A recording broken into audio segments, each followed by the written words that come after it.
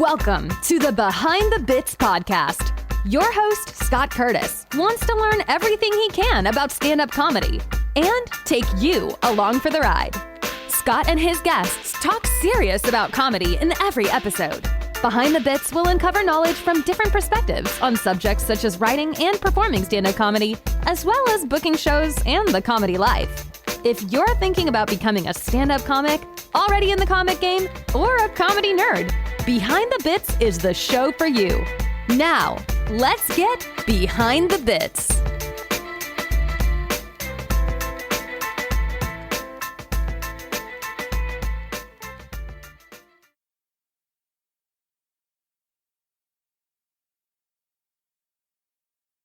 Hey BTB buddies, this episode where I interviewed Dr. Peter McGraw was actually recorded before COVID-19 shut down the country, so there's no mention of that. Dr. McGraw is the co-author of The Humor Code, which you can get on Amazon right now, and has a book coming out called Stick to Business, What the Masters of Comedy Can Teach You About Breaking Rules, Being Fearless, and Building a Serious Career. I've actually skimmed this book, and it looks like a really good book. You guys are looking for things to do and read while you are shut in, and this looks like a good one. So check it out on Amazon. It's SHTICK to Business, and it is available on April 1st. So you can be an early adopter of this book, and if you like it, please tell your friends. Here is Dr. Peter McGraw. All right, we're back at the Behind the Bits podcast. I'm still Scott Curtis, and I've got Dr. Peter McGraw here with me. How you doing, Peter? I'm great. Thanks, Scott. I know I can call you Pete because I read your book, but I wanted to make sure I got the Dr. Peter McGraw in there so people know I'm talking to an actual PhD dude. So I appreciate I need cred. Appreciate it. I've tried to move to Peter. If when I turned 40, I thought, I'm an adult. I should be Peter, not Pete. But it hasn't quite stuck. Yeah, I've tried to go from Scott to Scott, and that hasn't stuck either. So, so just some of the things I know about you just through Googling. You've got your PhD is in quantitative psychology, and you teach a PhD course in behavioral economics and MBA course in marketing management at the University of Colorado Boulder. And you wrote, along with Joel Warner, The Humor Code, which is a very good book. As I told you, I'm about a third of the way through it, and I've got a few things to throw at you about that book. And you've got a new book coming out. I'd like to kind of bookend the podcast with talking about the new book, and then maybe as we end the podcast, maybe mention it again, because from what I have read from the draft you sent me, I think it's really, really good because I'm in business, and I think it really relates. Well, that's fantastic. So first of all, I appreciate you actually reading that book, The Humor Code, because I don't think a lot of people have. And so it's very nice. And if you're enjoying it, you should give most of the credit to Joel Warner because he did the heavy lifting on the writing of that book, as you might imagine. Yeah, he's a Denver-based journalist and an incredible writer. I really liked his point of view in that book. It was very good. That's fine. It's actually, for the listener, it's the book's a kind of part pop science, part travelogue, part memoir that looks at the question, what makes things funny? And we travel around the world. But the way the book is written is it's kind of like a buddy road trip comedy. And it's told from Joel's perspective. So he makes fun of me a lot. Yeah, he sure does. But the new book, I want to get into that first. Stick to Business. Can you give me a brief synopsis of this? Because I know it's coming out April 1st, and I want people to know what this is all about.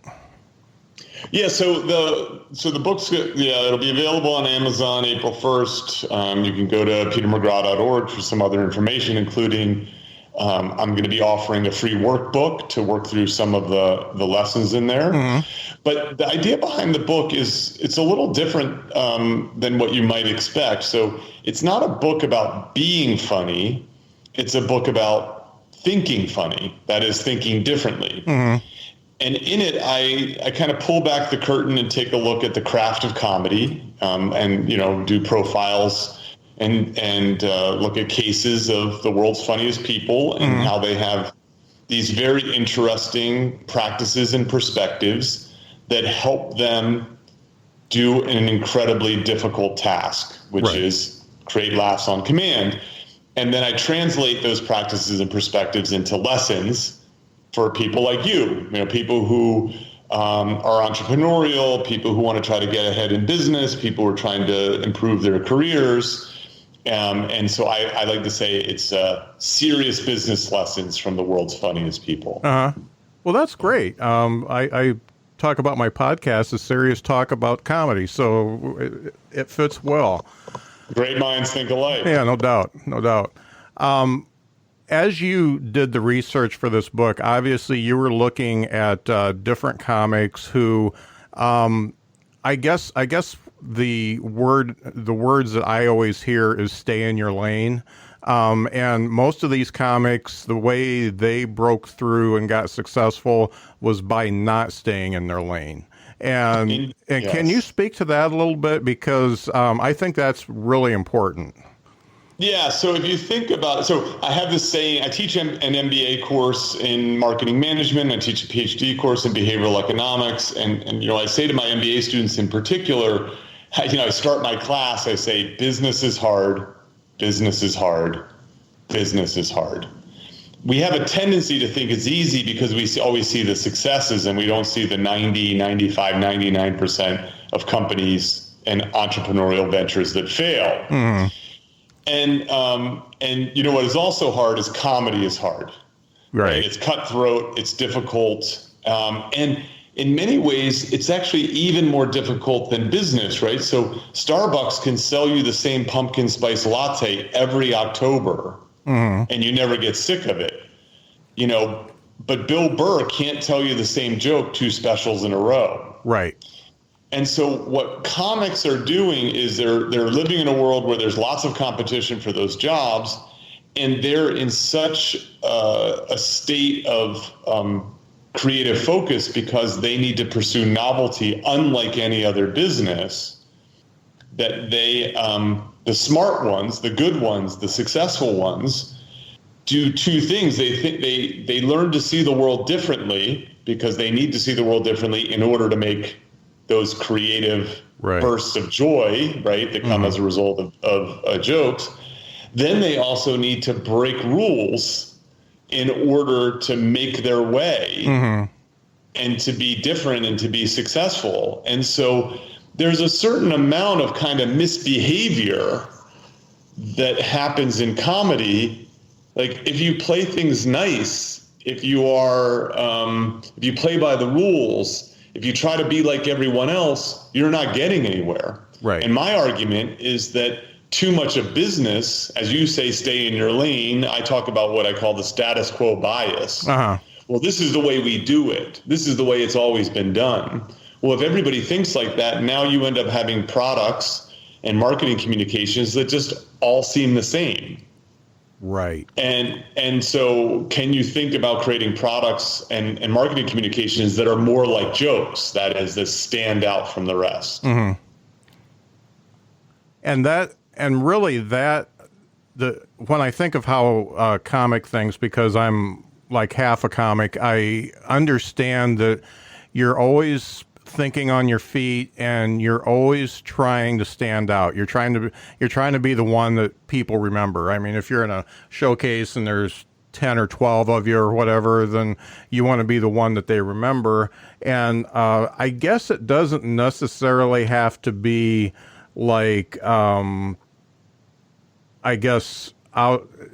doesn't have to be outlandish. It doesn't have to be political or anything like that in the comedy world. It just has to stand out and be different. Yeah. Yes. As I like to say, it has to be good. Yeah. Right. And the issue is what good is that it solves a problem in a new way. Right. Things that are creative are original, appropriate solutions. And by virtue of being a joke, it has to be creative and then hence good. So I agree with you. It doesn't have to be outlandish. It just has to be different. And so, so the book, of course, doesn't just, it looks very heavily at stand-up comics, but it doesn't focus exclusively on stand-up comics. I also talk about improv and sketch comedy. And you said something that's reminiscent of one of the lessons in the book. So what I say is that that oftentimes when it comes to making something, single individual can come up with a creative idea, but you often need others in order to make something innovative. And so now what's happened is you have to move from a place of perhaps like misbehaving, thinking differently, breaking rules, to then stepping into a world where you need to get along with people. Right. And so you need to find people who cooperate with you, know. So you're a podcaster, you have a voiceover artist. You need to get along with that voiceover artist, right, even if you have some creative differences and so on. And so you need the voiceover artist because they're a professional. They need you because they need work. And together you want to come together and create something great. Yep. And so one of the things I talk about is I call it here. So it's HEARHERE, which is how important it is to listen. And how important it is to pay attention. And comics understand that because as they refine their jokes, they're paying special attention to how is the audience reacting. And then they're making slight changes, paying attention to how the audience is reacting, making slight changes, paying attention to how the audience is reacting. Well, good product managers are doing exactly that same thing, right? You launched this podcast. You're paying attention to what am I getting positive feedback about? What am I not getting positive feedback about? Yep. So to the listener, I can't help myself. Scott had asked me to be on this podcast, and I listened to some episodes, and I was like, dude, your intros are too long. Yeah. And so, if you're an improviser, you're making a scene out of nothing. Well, you cannot be standing in a scene as an improviser just thinking about what you're going to say next, because your scene partner might be talking about how you're on a rocket ship to Mars, and you're thinking we're on a Boeing 747. Right. And so then you talk about the flight attendant because you weren't listening to your scene partner. And so, good business, being a good manager, being a good founder, being a good CEO is not just about telling people stuff. It's also about hearing what they have to say, and especially when those people are the customers. Right. And so, and the funny thing is you need to talk about ego there too, because I could have said, well, screw you, Pete. I really like my intros and I'm going to do it that way. But you weren't the only one that said it. I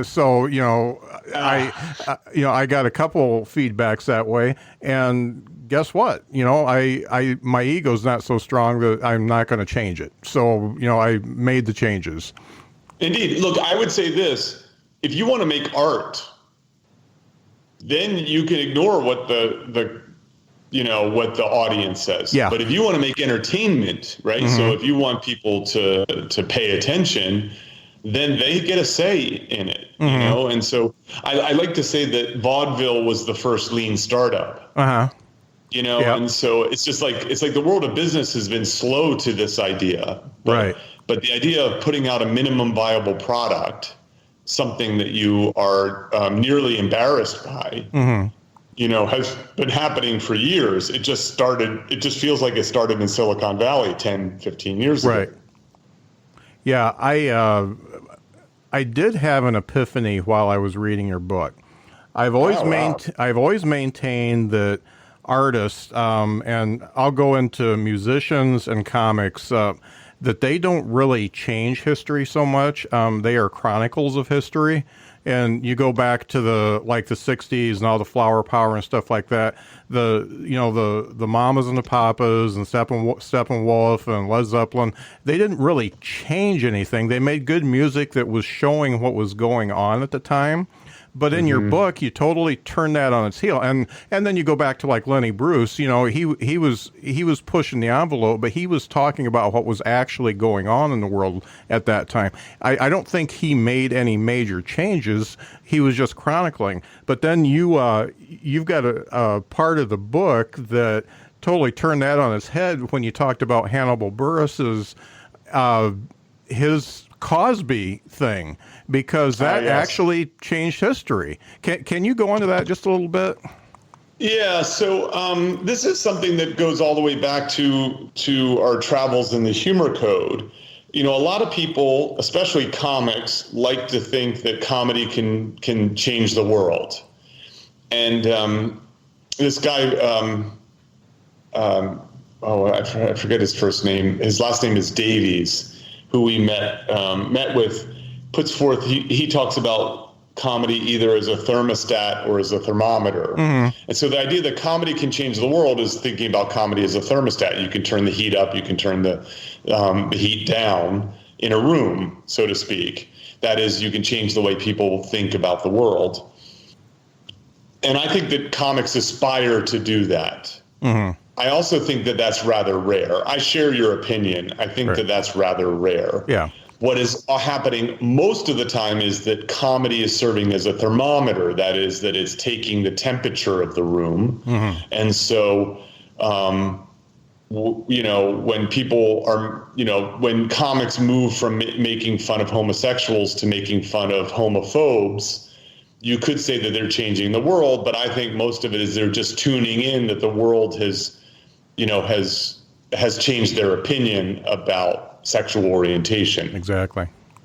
Now, that's not to say that these things are mutually exclusive. While I think that comedy is most often a thermometer, on occasion it can be a thermostat. And so the anecdote that I have in Shtick to Business is about Hannibal Buress. So, you know, Hannibal Buress is probably operates best as a stand-up comic. So he was a writer in SNL and really couldn't get any of his sketches on TV. You know, you can find him on the Eric Andre show playing himself. But, you know, he's a stand-up comic, and he's a good stand-up comic. And he had been working on a bit where he was railing against Bill Cosby telling young black men how they should behave, like they should pull their pants up. You know, and so this sort of, you know, this old comic, you know, kind of telling these young guys how they should behave. And basically Buress is like, you don't have any place to be telling us how to behave because you're a rapist. And he essentially told the world, like, Google Bill Cosby rape, and you're going to find all these stories about this stuff. And then that bit, as he was working it through, got picked up by a television station. And that served as like ground zero for this explosion of media coverage, women coming forward, and obviously you know what has happened since. Yeah, that you know, that changed my mind, and I'm right on the same page with you. I mean, we're usually a thermometer, we're a chronicler, and you can go back to, you know, what Bill Hicks was doing or whatever at any given time and know what was going on in the 80s and that type of stuff. But, you know, in most cases we're not changing things, and we shouldn't act like we are. Yes, I have another little quick thing. So you're a comic, so you know who Doug Stanhope is. Oh, yeah. But if your listeners don't know who Doug Stanhope is, he's a super interesting dude. Right? Talk about someone who misbehaves. Talk about someone who breaks rules, who lives the way he wants to live. He lives on this compound in a tiny 5,000 person town in Bisbee, Arizona. But Doug's a very smart guy, and he certainly is, I think, a funny stand-up. So in terms of, like, I'll give you an example of his misbehavior. He did a stand-up special and wrote a book called Digging Up Mother, in which he talks about his mother committing suicide because she was dying of emphysema. And how he was there. I mean, he had a very loving relationship with his mother. This is told with a great deal of affection. But, she took like 30 morphine pills washed down with cocktails, and he and his friends roasted her. Yeah. He even thought about hiring a party clown for the event, but Bisbee is too small to have a professional clown. Yeah. But Doug has a bit about how he tells all these jokes to rooms full of drunk people, and the problems just keep resurfacing. He's like, yeah, I tackled that problem in a 2004 special. Why is it coming up in the news again? Even these comics who want to change the world recognize that the limits of comedy in order to do that. Yeah, you might change a few minds, but you're definitely not going to move mountains. Yeah, I will tell you this. I do think that it happens. Here's how I think that it happens. It goes something like this. Let's suppose someone in the audience is a homophobe, okay? And Doug Stanhope gets on stage and makes fun of homophobes. And the audience laughs and gives him an applause break. That person is sitting there going, oh, maybe this is not okay. Right. You know what I mean? And the role that social pressure plays is, I think, not trivial in terms of changing people's mind. I mean, the best way to change someone's mind is for the people they want to have sex with to not like whatever it is that they believe. Yeah. Yeah, that's not going to happen. No, that's right. One of the things that in the Shtick to Business book that the comics that you mention, so I see a lot of comics, and I see a lot of very good comics, but they are traveling around doing, one night roadhouse stands and barely getting by, and some of them are just as funny as the ones that you see that have a Netflix special. They could be as funny as Bill Burr.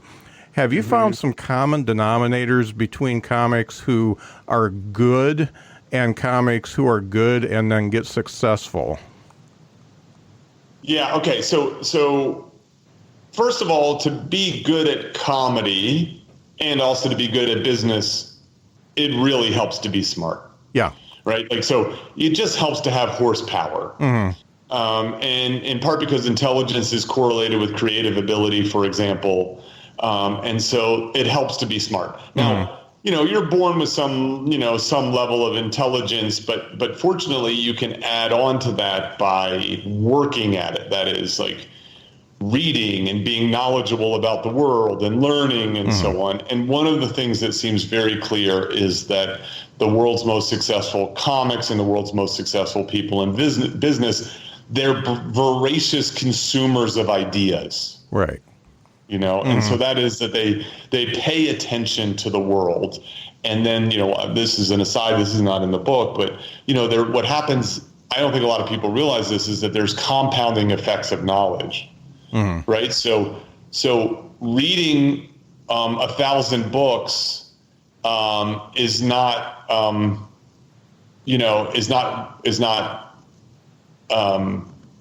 1,000 times better than reading one book. Right. It's 10,000 times better than reading one book. Right. So, you get these nonlinear effects because you can start to create an associative network and start to really understand the world.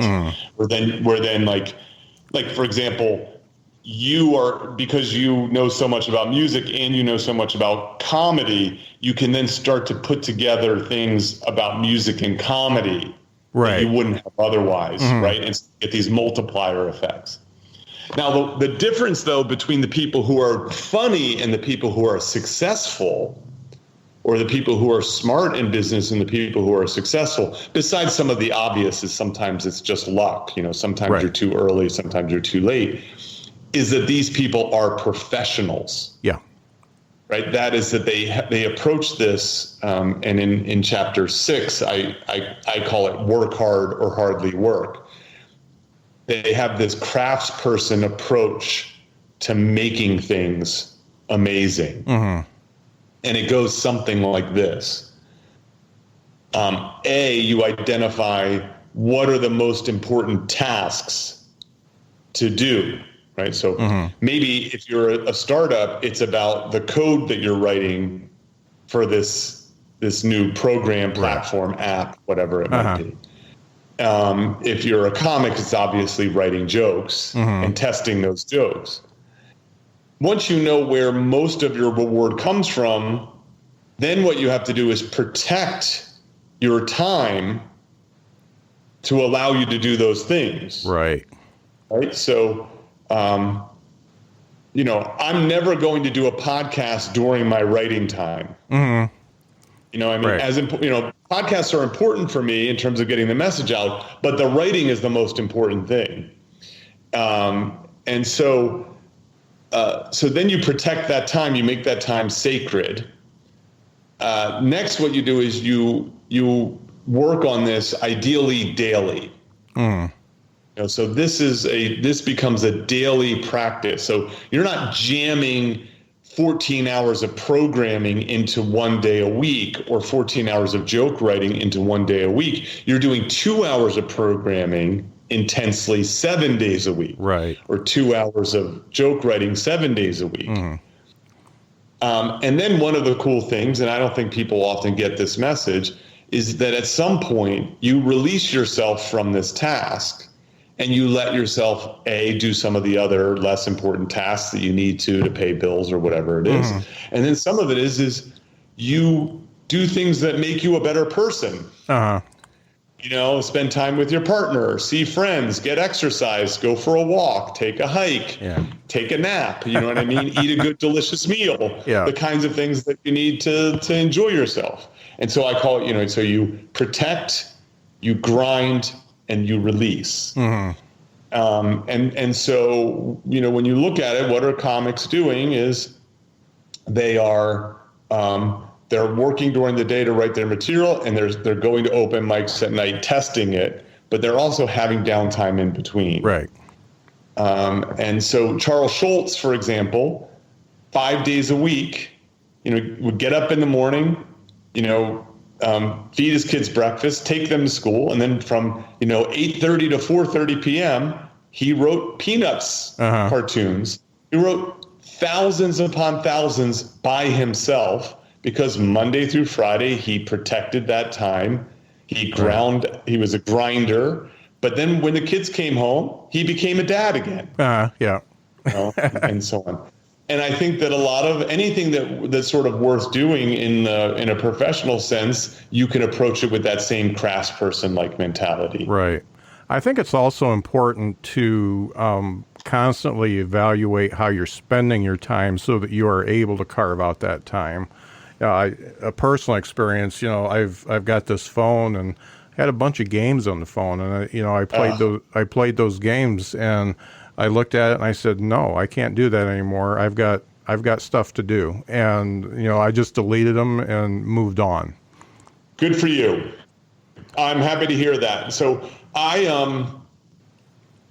have this other project that I'm working on. It's a new podcast, and it's called Solo: The Single Person's Guide to a Remarkable Life. So it's for basically, it's a positive view of single living.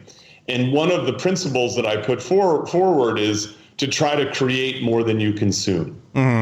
You know, to turn people more into artists. Right. And so the problem is consumption's easy, and it's often really good. You know, those games are made to capture your attention.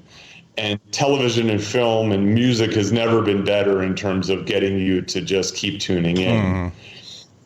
And so in that way, those things are a lot like sugar. You know, they're good in the moment, but bad in the long run.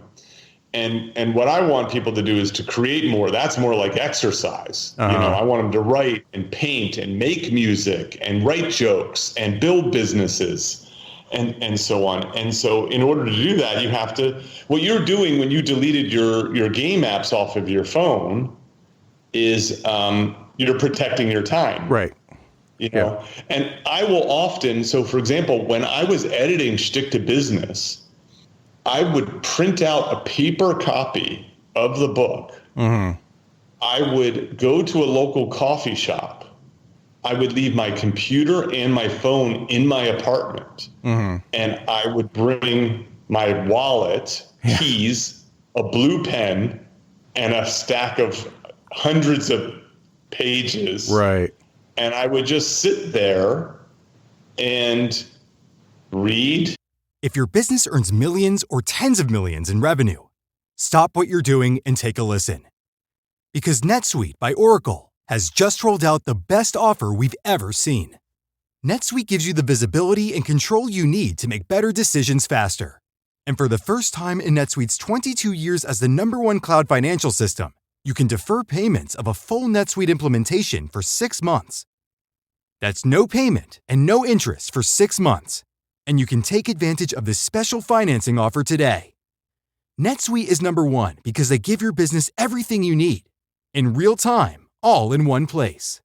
To reduce manual processes, boost efficiency, build forecasts, and increase productivity across every department. 33,000 companies have already upgraded to NetSuite, gaining visibility and control over their financials, inventory, HR, e-commerce, and more. If you've been sizing NetSuite up to make the switch, then you know this deal is unprecedented. No interest, no payments. Take advantage of this special financing offer at netsuite.com/strategy. netsuite.com/strategy to get the visibility and control you need to weather any storm. netsuite.com/strategy. The Venture X card from Capital One gives you premium travel benefits, perfect for seeing Taylor Swift The Eras Tour. Presented by Capital One. Ooh, I do love her. Earn 5 times miles on flights and 10 times miles on hotels through Capital One Travel. Enjoy your stay in Suite 13. Whoa, 13? That's Taylor's lucky number. The Venture X card from Capital One. What's in your wallet? Terms apply. See CapitalOne.com for details. And mark up the pages. And then when I got like a little tired or I hit a sticky spot, the best I could do was get up, stand outside, get a little bit of fresh air. And then it was like back to that work. Right. Because, you know, and then what happened was when I was done, then I could like go enjoy myself. Yeah. You know, because it's a job well done. And you feel good about it. I mean, and you know, we know in this day and age there are so many things competing for our attention that our attention spans are smaller. You know, you're in marketing, you know, and we have to take that back ourselves. Nobody's going to give it to us. We have to understand where our attention is going and take that back and put it into more positive things. Absolutely, Scott. I think about this for a moment, and I really, you know, I want this book to be inspirational to people, but I'm going to put this in an even, if I can, I'm going to try to put this in a more provocative way. Is like, first of all, you've got one life to live. Mm-hmm. And when you look back at the end of your life, you're not going to go, I wish I watched more TV. I wish I played more games on my phone. Right. You're going to say, you know, I wish I was a better friend. I wish I had become a better painter. I wish I had always built the business that I wanted. I wish that I got out of that shitty job earlier. Mm-hmm. And so when you think about that, the stakes go way, way up. And so when the stakes are that high, then what you need to do is make profound change in your life, which is, I can't let my damn phone and my Wi-Fi get in the way of my success. Yep. And where does success come from? Success does not come from dumb luck. Success comes from creating real value in the world. Mm-hmm. And creating real value in the world is a difficult creative process. Right. Now, the beautiful thing, and this is where we can look to the arts and comedy for inspiration, is that when you put yourself into that creative mindset on a regular basis, it starts to feel less like work. Mm-hmm. Yeah. So I don't know if you've ever had this, but when you're working on a creative project, is that like time sort of evaporates. Yeah. You forget to eat. Yeah. You know, you go, oh my God, 3 hours just went by. You know. But the issue is that doesn't happen on day 1 or day 31, but it may happen on day 301. Right. And so then that becomes really addicting. Yeah. Because now you're making something and enjoying yourself. Yeah. Along the way. Now, it's not in the same way that you enjoy playing a game on an app, Yeah. But it's still satisfying. And then you have something to show for it. Yeah. Yeah. Obviously, having something concrete in your hand that you've done is a lot more exciting, and it's better than, defeating level 127 in Candy Crush. It just makes you feel better. Also, here's the other thing: is Candy Crush does not pay the mortgage. Mm-mm. It does not put your kids in through college. Yeah. Right. And so, work is called work for a reason. Mm-hmm. They have to pay you to do it. Right. But why not do it well enough that they will pay you more to do it? Yeah. Or why not take that chance on that business that you've been thinking about doing, so then you can become your own boss, right, and that you're not limited by whatever HR says we are going to pay a, VP. Mm-hmm. Right. Yeah. And please. Yeah. I think I can make a pretty good analogy. First of all, for the arts and thinking outside the box and concentrating on one thing to make themselves better. And it's a city. It's Grand Rapids, Michigan. Okay. Several years ago, probably 10, 15 years ago, Grand Rapids was really just a slum all the way through. They didn't attract anybody. Nothing happened there. They had some businesses there, but it was just a crappy city. And they turned to the arts. They very specifically turned to the arts and said, we're going to make this an arts town. And so they started, bringing different musicians, comics in. They started making new venues. And now you go to Grand Rapids, my wife and I go there quite a bit. And that town, it's like maybe, I think, 150,000 people. And, we'll leave a bar at 2 a.m. and people are just getting started. It's bustling, and businesses come in because of it.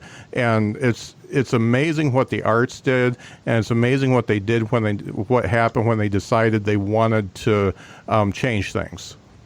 I see. Yeah, it's great. Yeah, I mean, the thing is that I've written the book for the individual, but I think also organizations can learn from this, which is you need to think differently if you're going to get ahead. Mm-hmm. The world rewards the risks associated with creativity, authenticity, being different. Right.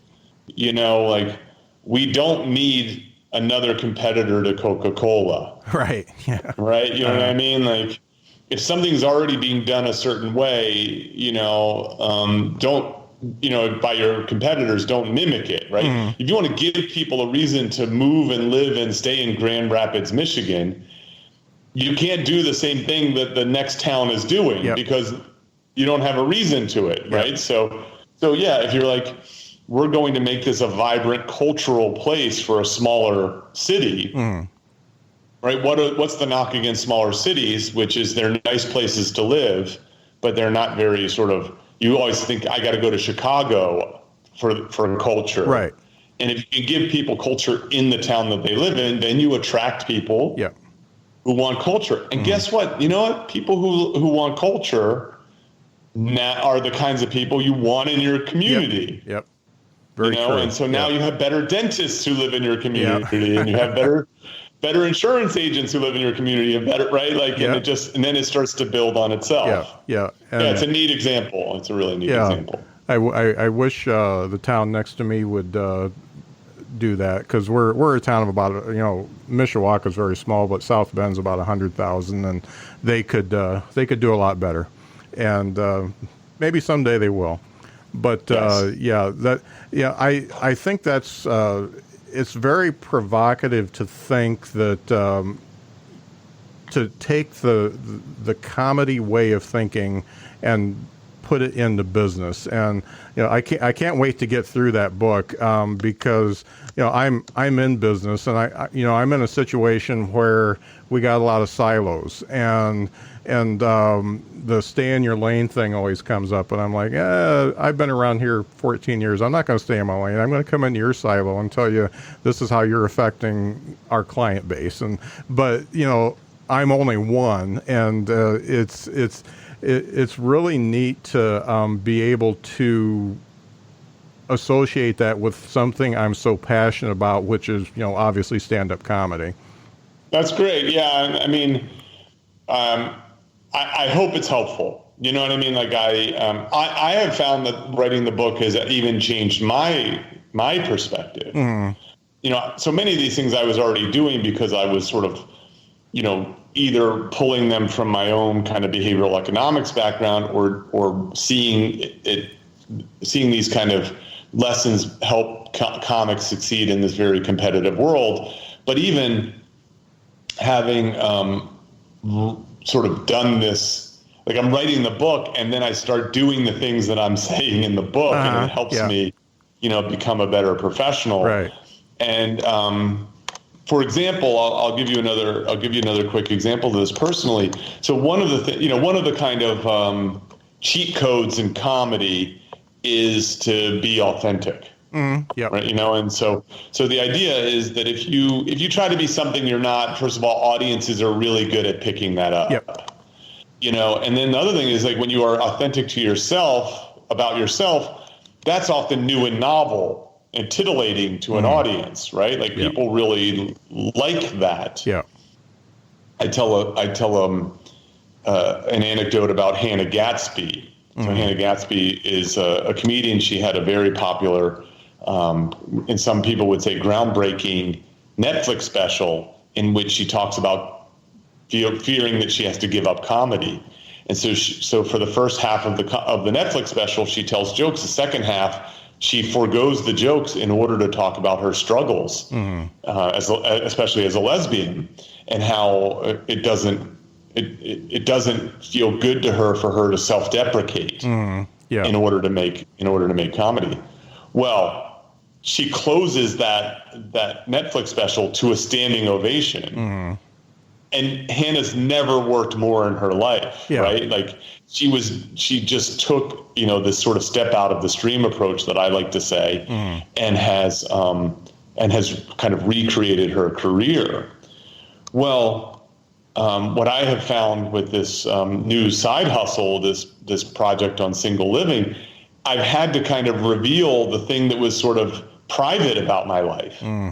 Which was about being a bachelor and the good, the bad, and the ugly of being a single man, and never having married and never having children.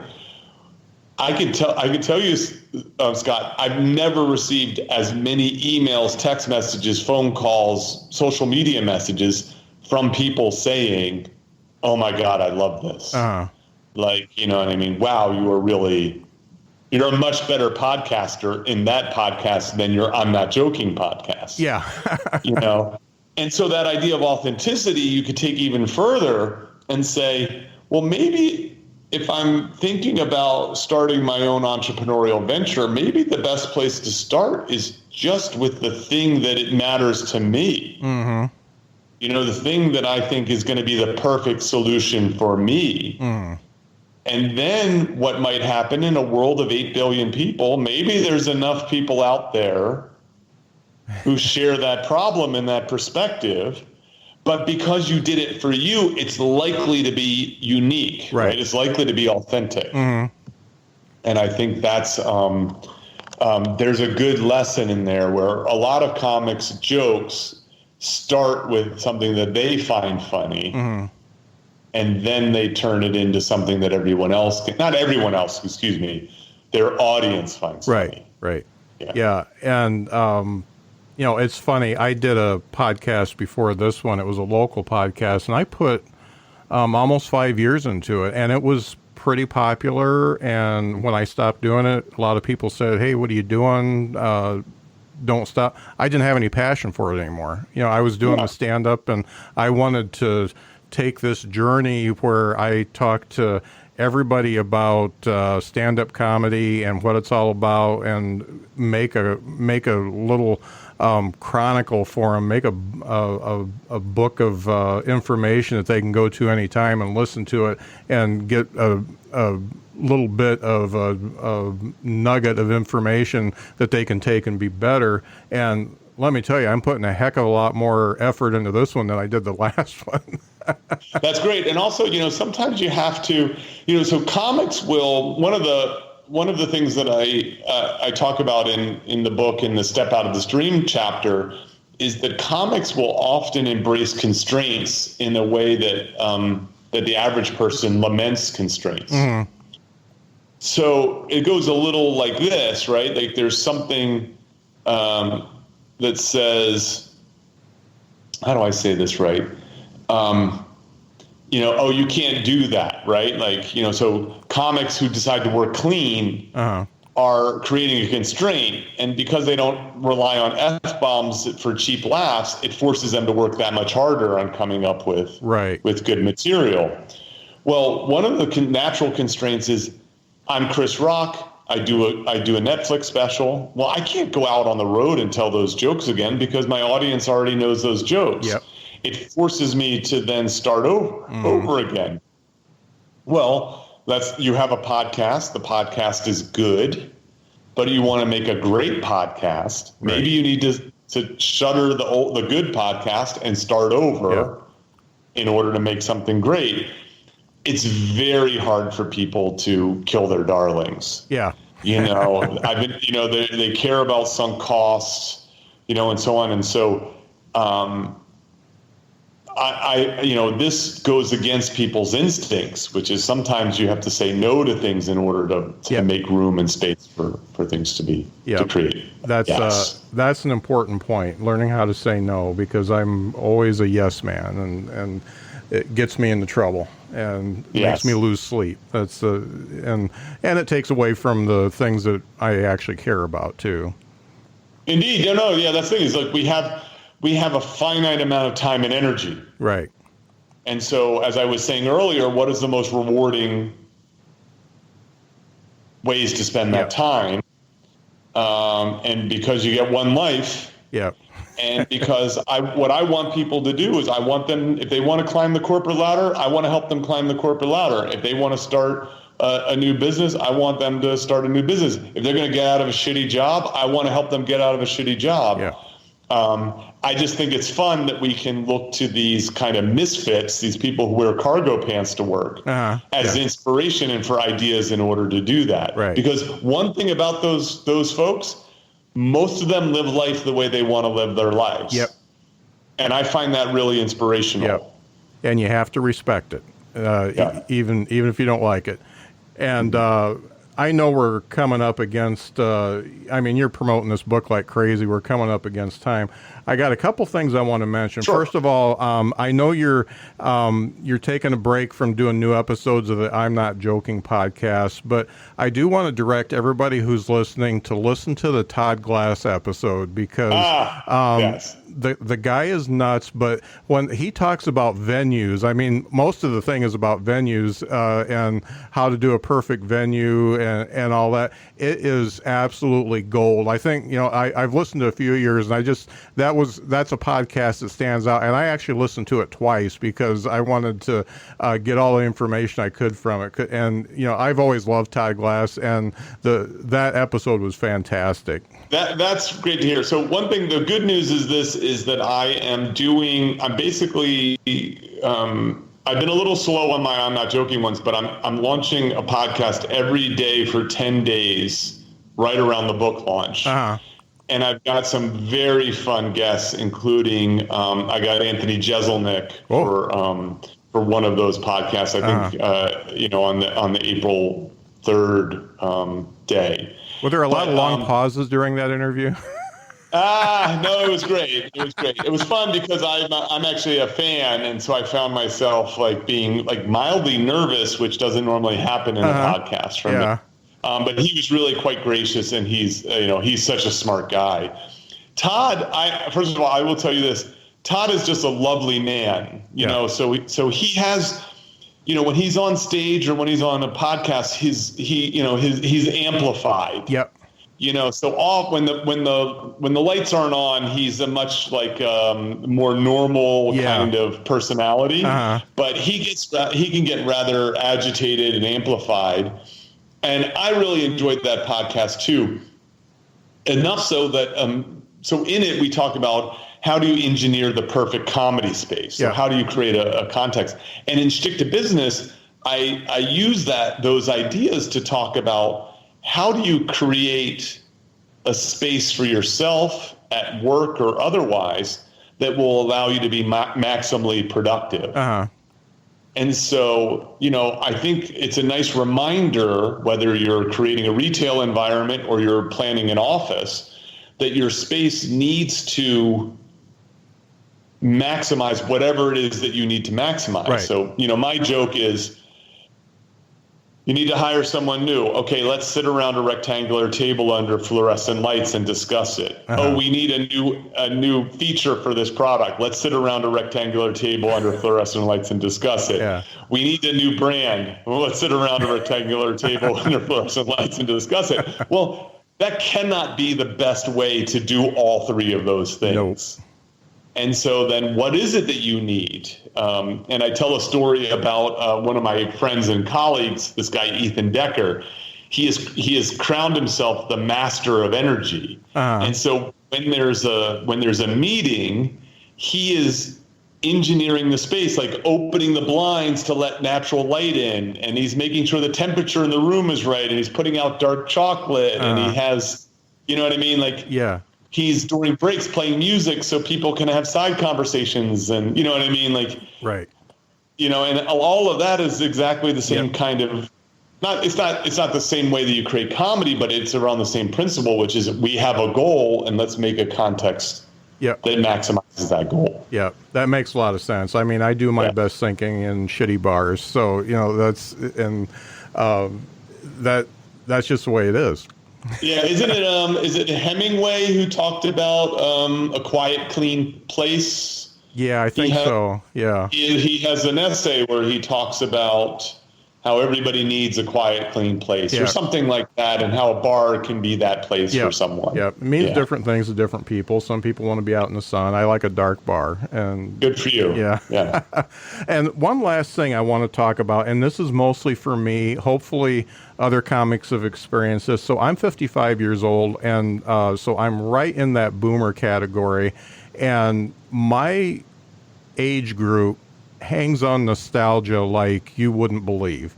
And I am like the most anti-nostalgia guy in the world. Like if an REO Speedwagon song comes on the radio, I turn it. I'm always wanting to go forward. I want to learn new stuff. I want to hear new music. I want to listen to new comics and stuff like that. So I've done this joke about a million different ways, and it almost universally bombs, and I want to make it work somehow, but I don't know if I can. So basically I talk about nostalgia and how everybody in my age group thinks that Led Zeppelin is the end-all, be-all band, and they compare everybody to Led Zeppelin. They listen to Led Zeppelin all the time, and then my punchline goes to the effect, you know what, Led Zeppelin was a great band. I've listened to a lot of it, but I've listened to enough Led Zeppelin. I've turned it off, and you can too. And your reaction is exactly the reaction I get from crowds. I obviously do it better, but it's so funny how people hang on. And being in marketing, you probably understand if you're marketing to my age group,